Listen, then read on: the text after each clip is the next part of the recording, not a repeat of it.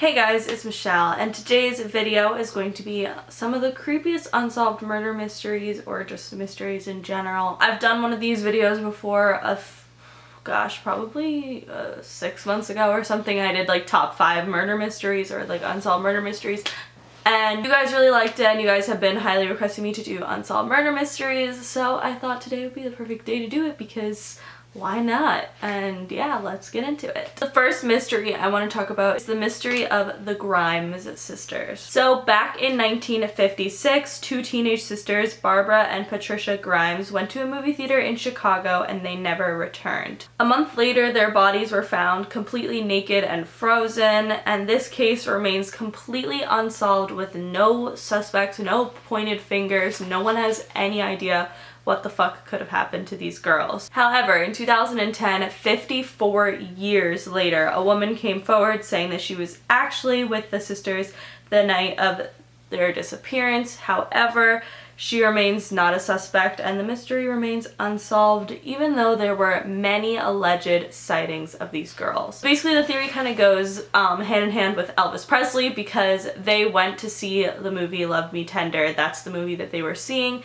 and they loved Elvis. So their parents believed that they might have tried to run away to Nashville in order to see Elvis Presley. It even got to the point where Elvis made a statement saying that if you are good Presley fans, you'll go home and ease your mother's worries. This adds up like why like teenagers, young teenage girls would do that, but it doesn't really explain how they got found dead. Like if they were to be frozen to death, that still doesn't really make sense, because why would they be naked? Like there's just a lot of things that don't add up. But we are going to go on to the sightings because they are pretty creepy. So many people say that they saw the girls get onto a CTA bus after the movie, and 2 teenage boys claim that they saw the girls at 11:30 p.m. approximately 2 blocks from their house. So maybe they were going back and forth deciding whether or not they should go home or they should go see Elvis Presley. Who really knows? They went missing on December 28th, 1956, and they were found dead at January 22nd, 1957. Coroners had different opinions about how or when they died, because, you know, back then the technology was obviously not what it is now. One of them said that they thought that they died the night that they went missing, and the other one was just like, no dude, like there was like a layer of ice on their body indicating that they couldn't have died until at least January 7th. So when they died pretty much remains unsolved as well. The evidence that supports the Elvis theory is that they were seen in many hotels across Chicago and across like going towards Nashville in a way. And they also, on January 3rd, it was reported that the sisters were listening to Elvis Presley music at a record counter, and obviously maybe they were just like, you know, getting inspired by the king. And I don't know, it's like a lot of the theories just really freak me out, but this one freaks me out the most. Like this sighting or like message from the girls really just like gives me chills.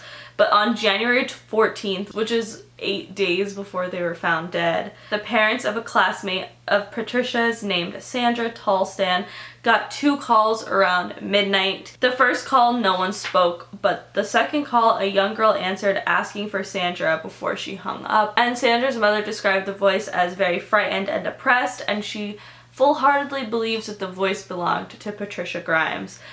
I don't know, that just like creeps me the fuck out, because like why the hell would she be calling like one of her classmates whilst on this journey? Where was she? Where was the phone? Was she calling for help?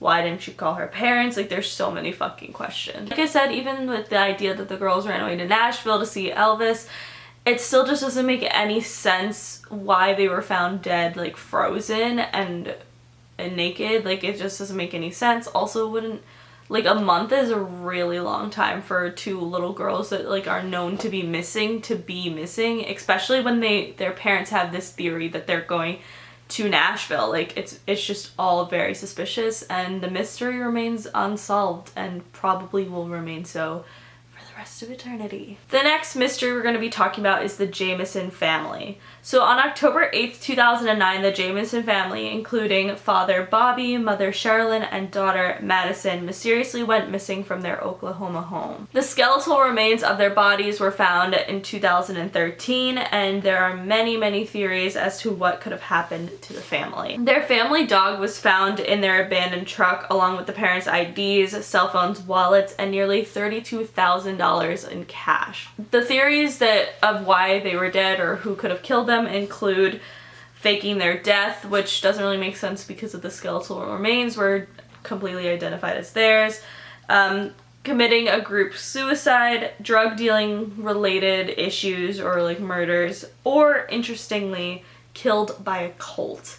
This one fucking interests the shit out of me because it's so freaky. Like, just listen. The family very frequently before their disappearance went to the pastor that they would always go to and talk to him, expressing their concerns for the fact that they felt like that there were spirits in their house, which is fucking creepy because, you know, like, it's just so weird that they disappeared and like they had these concerns of spirits in their house and then they just completely disappeared. I don't know, it freaks me out. But not only that, after their disappearance, a witch's Bible was found in their house. I don't know, dude, that just really creeps me the fuck out, and once again, remains completely unsolved. But it creeps me out that it could have to do something with like paranormal stuff and just all that shit. I don't know, dude, it scares the shit out of me. The last unsolved mystery we're going to be talking about is the murder of Dorothy Jane Scott.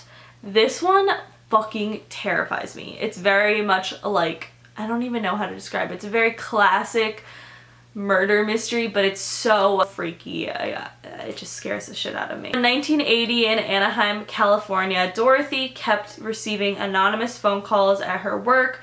The man was telling her how much he loved her. However, he was also threatening her with like just unspeakable things, just saying like how he was gonna hurt her and just terrible things. And he also said that he was following her and he would describe details of her everyday life that proved that he actually was following her. So it's just like a stalker kind of situation. Dorothy, feeling really scared, took karate lessons to protect herself. She was even going to buy a gun, but she didn't in time, unfortunately, but she was very scared. And on May 28th, 1980, Dorothy took a coworker to the ER due to a spider bite, and Dorothy was leaving the like lobby of the hospital in order to like go pick up her car and bring it around to like pick up her friends that were there. However, her friends noticed that she was taking a while, so they like went outside to like look for her car, and they saw her car speeding away and just speeding away out of the hospital, which makes no sense. Why would she do that when she was supposed to like go grab her friends? They assumed at the time that maybe it was like a family emergency or something of the sort. However, hours later, her car was found abandoned 10 miles from the hospital, and it was just completely in flames, burning, but there was no Dorothy or anybody found in the car. I'm assuming the killer burnt the car maybe for like fingerprint residue, stuff like that. A week after Dorothy went missing, her mother, Vera, received a call saying, "Are you related to Dorothy Scott?" She replied yes, and the caller just said, "I've got her," and hung up, which is fucking freaky. The same caller continued to taunt her family with phone calls and even confessed to a radio station saying, "I killed her, I killed Dorothy Scott, she was my love." He even described unreleased details such as the red scarf that she was wearing the day she went missing, which means basically the person who was taunting her wasn't like someone who was just fucking around, wasn't just like a teenage kid and his friends. It was the real deal. The phone calls finally stopped 4 years later in 1984, which is crazy. That poor family had to go through all these phone calls from their daughter's fucking killer. That's terrible. 4 months after the phone calls stopped, a construction worker found human remains, including a turquoise ring and a watch that had stopped at May 29th, 1980, 12:30 a.m., which was the day after Dorothy went missing. The bones were identified as Dorothy's, and her mother even identified her turquoise ring. And the family got 2 more calls after from the same caller saying, "Is Dorothy home?"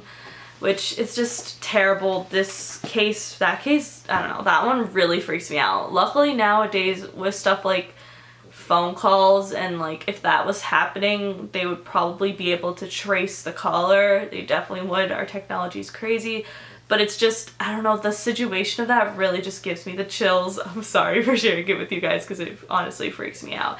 But that mystery remains completely unsolved, and it probably will forever, because you'd think now they'd be able to track the numbers, but who knows. That is it for today's video. If you guys liked it, please give it a big thumbs up. Let me know in the comments if you want me to do more unsolved murder mysteries. And let me know also which ones you want me to do. Like if you have a specific murder mystery that you find really interesting and you want me to look into the evidence of it, then let me know. Make sure you follow me on Twitter, Snapchat, and Instagram. I'm always posting really dope shit on there. And if you want to check out my latest video, you can click right here and click right here to subscribe for new videos every single day. And I will see you all tomorrow. Bye!